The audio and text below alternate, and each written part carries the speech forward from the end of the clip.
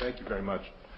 I knew that when we invited Christopher Hitchens to speak, we would draw a large crowd, and sure enough we have, and I am aware, all too painfully aware, that you are here to hear him and not me.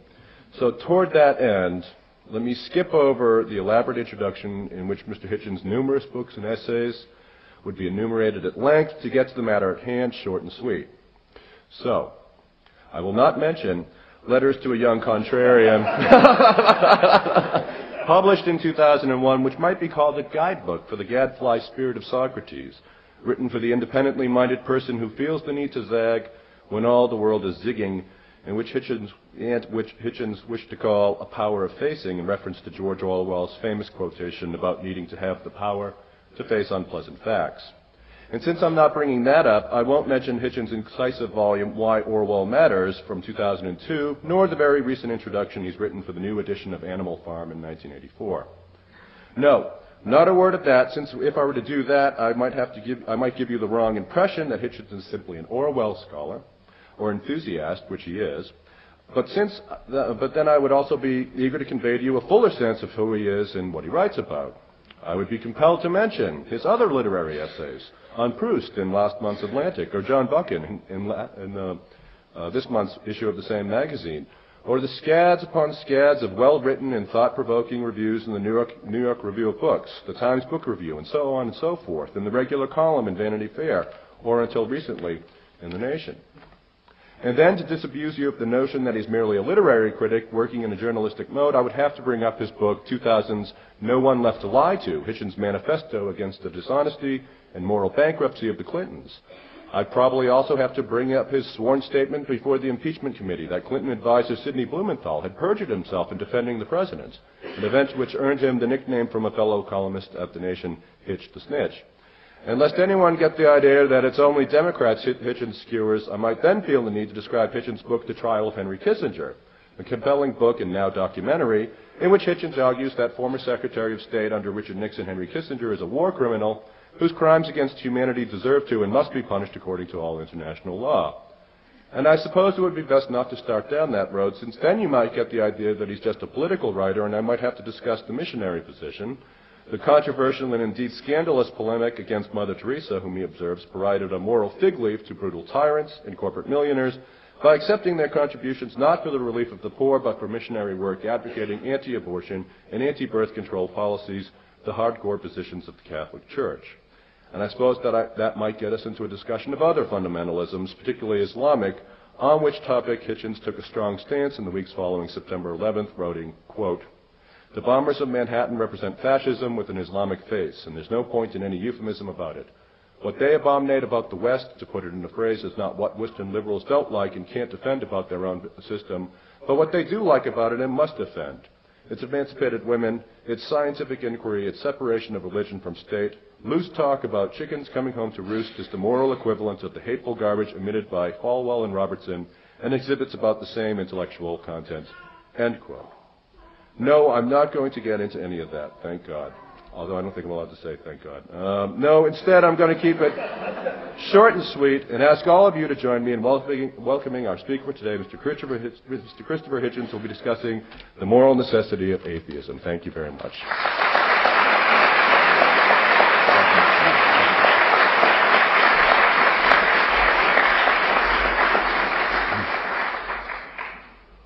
Well, thank you very much indeed, Professor, for that regrettably terse,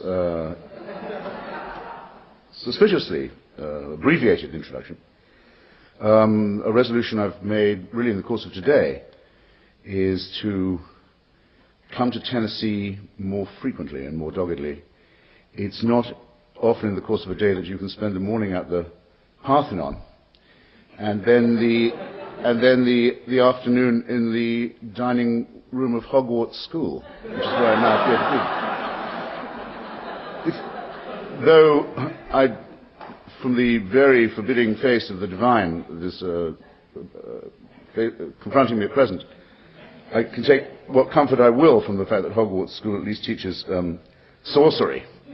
The thing I like about the Parthenon, always have liked about it, the reason I devoted so much of my time to writing a book about it, is that though it did begin as the temple of a cult of a vanished goddess of Pallas Athena, and it did later become a Roman Christian church, a Byzantine Christian church, after a series of explosions and desecrations involved in both Eastern and Western Christian heresies, and after further explosions and detonations and desecrations became a mosque, and then for a very brief period in the 1940s was a specially consecrated temple to the National Socialist Nazi New Order in Europe. It had a swastika flag on the pediment of the Parthenon, which was a very degraded form of paganism. It has, after all these vicissitudes, come to the conclusion that I think we all have to come to in the end. It's become a temple of humanism and of the aesthetic and of the view that the proper study of mankind is man. And it's nice that in Nashville you can see it with the sculpture on the pediment, especially the horses of Selene as seen from underneath, which, thanks to the colonial depredations of the British Museum, you can't see in Athens itself. So be grateful for what you've got. In fact, as an immigrant to this country, part of the underlay of what I want to say to you this afternoon is be aware of how fortunate you are to live in a country that has a Bill of Rights and a Constitution and a rule of law. Never dream of taking this for granted. Never forget how long it took to accomplish. Cherish it as best you can. Even I, who come from a country which doesn't have a constitution, but instead has a state church headed by a woman who can't really preach in this church, who's also the head of the armed forces, as well as the state, and whose son, Prince Charles, is about to, we learn, possibly convert to Islam. This is what you get for trying to found a constitution on the family values of Henry VIII. Be appreciative, in other words, of what you've got.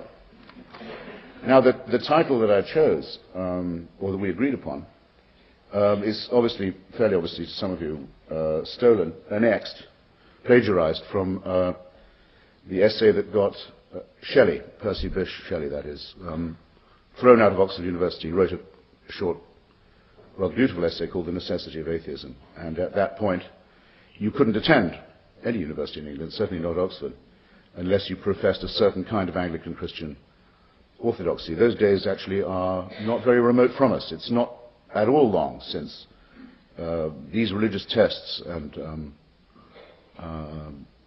censorships were commonplace, even in the academy. But what I want to appeal to when I mention Shelley is the tradition of, and also to attack, to reproach to some extent, is a well-known tradition of nostalgia among ex-believers. I think probably the largest community in the world at the moment are former members of different churches, former or lapsed members. And it's very common to hear them say that though they had no choice but to abandon their faith and find their reason, that they feel the loss like a missing limb, like an absence of something fundamental. I suppose my first task, therefore, is to say to any such people who are here today, cheer up. The best such book that I know about was written by Michael Harrington, who some of you may remember. He was the author of The Other America, a wonderful study of poverty in this country that is credited with starting President Kennedy's war on poverty, President Johnson's, I mean to say war on poverty, but read by President Kennedy. He was a deeply devout ex-Catholic. He wrote a book called The Politics at God's Funeral, a reference that won't escape you, where he offered a sort of mourning for the departed. Agnosticism says, in a way, that the loss of God is a loss of comfort, of consolation.